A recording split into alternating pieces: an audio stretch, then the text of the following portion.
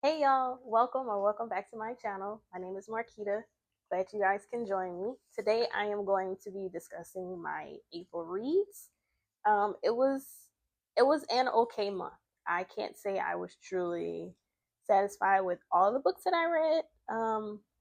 But yeah, so let's get into it. First book I finished in April was the okay.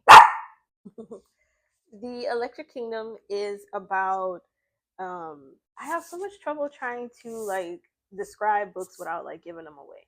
So this book is some killer flies basically wipe out, I would say, like 90% of America. And there are some lone survivors. One girl in particular, she is a survivor with her dad and her dog. Her dad sends her on this mission to go somewhere on the East Coast and go there and like in 7 days, and in 7 days the bell is going to ring or something. I don't know, y'all. I read this book like a month ago. uh Not like a month, like at the beginning of the month, so I really don't remember it. But yeah, so and along her journeys she meets up with various people who are also seeking some sort of asylum, and it just follows their story. This is a YA. It does follow kids. It doesn't really read like a YA. But overall I gave this book a three out of 5 star. It was just okay. It did have like some messages in there. I didn't mark them, so I don't remember what they are, but it was it was an okay read. Just because I marked it at 3 doesn't mean it was a bad book. It was just okay. Would I pick this book up again? Probably not. Um, I may. I don't even know if I would recommend this. Well, I don't have anybody in my life that reads, so I don't know. It was okay. It was okay. The next book I finished was nope, not that one. Was Chain Gang All Stars. I borrowed that book from the library. Um, no, 4.5 out of 5 stars. Like that book was so good. So I actually read the book as well as listened to the audiobook when I couldn't read. Now, if you don't know what Chain Gang All Stars is about, it is about these people who are incarcerated for various reasons. Once you read through the book, you'll see that some of them are, they maintain their innocence, and some of them are guilty, and they admit it to their guilt. And so they have these various sentences. I can read, and they are given the opportunity to basically compete in these like gladiator style matches, and they have, if they survive, and it's literally a fight to the death, and if they survive these matches for 3 years, they gain their freedom. So imagine someone that's sentenced to serve a 20-year sentence, 20-year sentence, and then they decide that, oh, well, maybe this is a better opportunity for me. But you're in jail for murder, and then you go and murder other people that are in jail. So and this is in America, of course.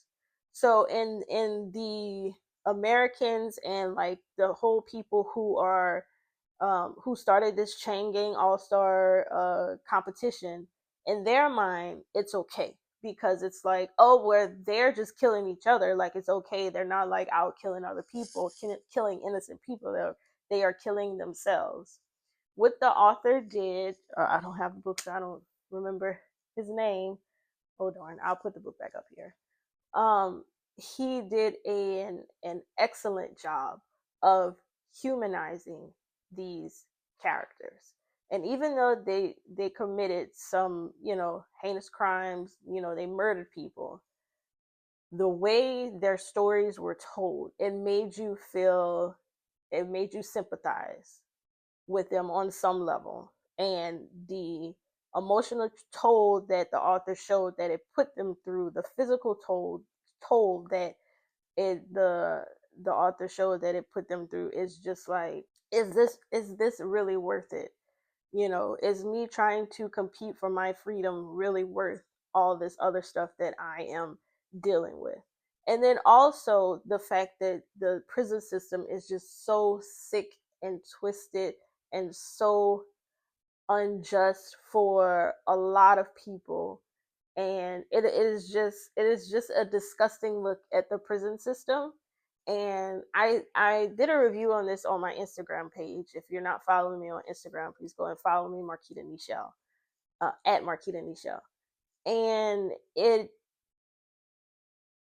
I said that I think if this was allowed in America, they would do it.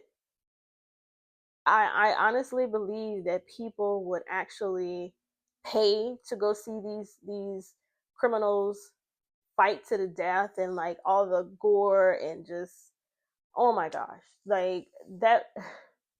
The book was so good, so good. It didn't give me 5-star feels. Like when I have a 5-star read, like I feel it, and it didn't give me 5-star reads, but it was, excuse me, it was a 4.5 out of 5. It's a definite must read for everyone. The next book I read was a YA romance, Reggie and Delilah, Reggie and Delilah's Year of Falling.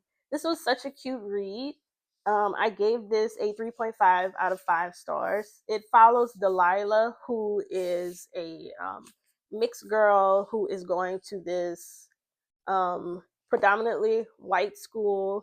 Her parents are divorced, and so she ends up having to go to this predominantly white school, and she doesn't really fit in. And then she made some friends with these people who have these kids who have started a band, so they decide to bring her on into their band. And at first she's selling merch, but then she decides to she has a beautiful voice, and so she decides that, I forgot how it ends up happening where she ends up singing in their band, but she ends up singing in their band. And then Reggie, he is this self-proclaimed nerd, and Reggie decides to go to this club one night that Delilah and her band are playing at, and he sees Delilah, and it's like insta love. Like he knew from the moment he saw her that he was she was the one. So just by happenstance, Delilah is outside on the curb, like outside she's performing, just kind of taking a moment to herself. And Reggie sees her, and he starts talking to her, and Reggie is basically putting on a facade. He is, letting it know that he is a nerd because he has on a Dungeons and Dragons shirt, so it's a conversation starter. So he's okay. He gives a perception that he's okay with being a nerd, but and that's how he portrays himself to Delilah. And she's like, "Oh gosh, Dylan, seriously." Okay, so he basically portrays to Mariah that, yeah, I'm a nerd, but I don't care. I don't care what people say. Like, so he's making it seem like he has this such high self-esteem, and deep down, well, not even deep down, it's a facade. Reggie does not have high self-esteem. He has low self-esteem. He is teased by his big brother. He is not accepted by his dad because his dad is like a sports guy, and like that's what his brother is. But Reggie is like, nope, I just want to play Dungeons and Dragons and do my nerd thing. And Reggie's dad is making it seem like he doesn't want this for his child, or like he really doesn't accept him. So and the cute thing about it is that every time Delilah and Reggie meet up, it's a holiday. So they first meet up New Year's Eve, and then their second meetup is like the next holiday, and so forth and so on. And it's just really cute. I gave it a 3.5 out of 5 stars. Oh, one more thing I forgot to mention is that while Reggie is portraying that he is this confident nerd, Delilah basically makes it known, like, I'm not confident. I have a lot of insecurities. And she kind of curves. Well, I shouldn't say that. That might be a spoiler. But yeah, so Delilah is looking at Reggie like, oh my gosh, he's cute and he's a nerd and he's confident about it. Like, I wish I could be like that, because Delilah is so insecure about her singing and just like everything. So I think it's a really cute read. It's definitely a YA. it didn't always read like a YA, but some things were. But yeah, overall it was really cute. 3.5 out of 5 stars. The next book I read was The Girl Who Fell from the Sky. I had high hopes from this book, and I got this book from the Dollar Tree, and it won the Bellwether Prize for Fiction. And I'll read the blurb on the back. In the aftermath of a family tragedy, a biracial girl must cope with society's idea of race and class. In this acclaimed novel, winner of the Bellwether Prize for Fiction, addressing issues of social justice. This book was not what I was expecting. I was really expecting like a true social justice book. Now, I'm not biracial, so I couldn't relate to the main character. But reading the blurb on the back, I was like, oh, okay, this sounds like a good read. I looked at the Goodreads reviews and I was like, okay, you know, they weren't high, but they weren't like twos and ones. So I was like, okay, I'm gonna see. And I was actually looking forward to reading this, and I was disappointed. Um, it basically follows this young biracial girl. She is black and Danish. She suffers a horrendous family tragedy where she is the only survivor. So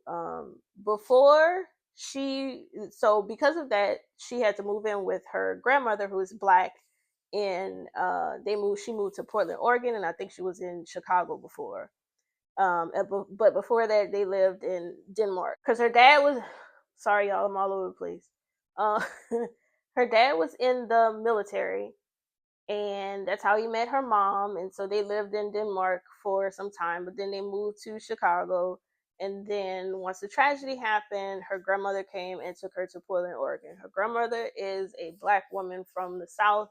I think this book is based in like the 1950s and 60s.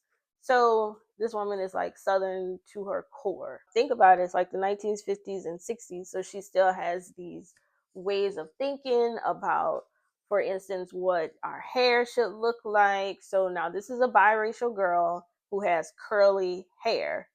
The mom called her hair, the grandma called her hair kinky, or kinky nappy. I think it was nappy. And, you know, 9 times out of 10, the girl hair wasn't nappy. Like, she probably had 3C hair. So, Patrick Mahomes. God damn. Google it.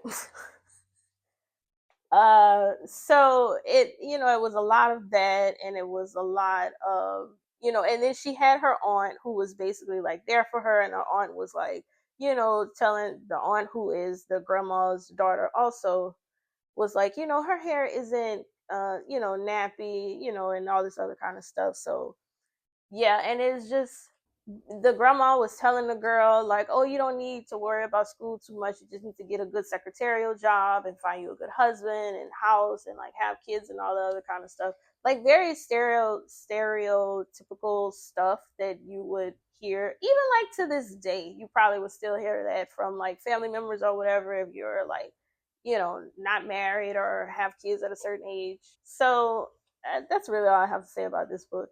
It was a 3. That's it. So, and then the next book I started reading, but I haven't finished, is Babel. If you listen to the audiobook, it's Babel. So I I think I'm in a reading slump. And it could be because of the lackluster books outside of like Chain Gang All Stars that I've read. And also the NBA playoffs are going on right now, and they have me in a chokehold. So I don't know, and I may have to like soft DNF this, because not that it's not good, and not that it's like doesn't have a lot of, you know good undertones in it, and like lessons and things of that nature. I am just not in it right now. I am just not in it. Yesterday was the first day that I did not like open it and read it. And I was like, I I don't even care that I messed up my Fable streak because I don't know. Because I read at night, like I do most of my reading at night. Every now and then I'll read like during the day, but for the like if I'm really like trying to finish a book, I'll start reading during the day, but overall I read at night, and at night is when the playoffs come on and I am locked in. And I don't know if there are any sports girlies that will watch this video, but the games have been gaming. Like the games have been really good for the most part. There are some, that are just kind of like y'all didn't even deserve to make playoffs, but as I said, I'm locked in. I am locked in, and I think that is also contributing to my reading slump or my potential reading slump. I don't know if I need to like jump into a fluffy romance or just like pick something else. I do have a couple of fantasy books. I do have a couple of romance books that I could like pick up, but I don't know. I'm kind of enjoying watching basketball, and yeah, that's it. Thank you all for coming along and listening. If you made it to the end, thank you, thank you, thank you. And until next time, bye.